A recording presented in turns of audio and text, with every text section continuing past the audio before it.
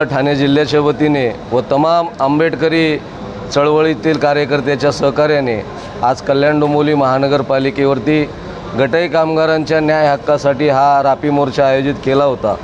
संविधानाने दिलेल्या अधिकारांमुळे आम्हाला जे अधिकार प्राप्त झालेले आहेत ते कुठलेही कल्याण डोंबिवली महानगरपालिकेचं प्रशासन हिरावू घेऊ शकत नाही।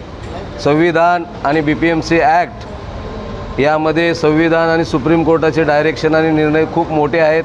याची जाण आज आम्ही कल्याण डोंबिवली महानगरपालिकेला करून दिलेली आहे आणि भविष्यामध्ये चांभाराच्या रापीला या निळ्या रंगाची धार आलेली दिसलेली ही या समाजाने आज दाखवून दिलेली आहे।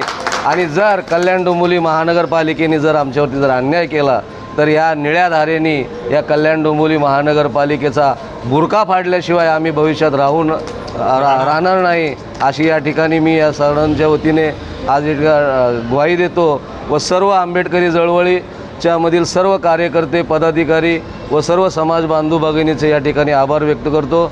जय भीम, जय भारत, नमो बुद्धाय।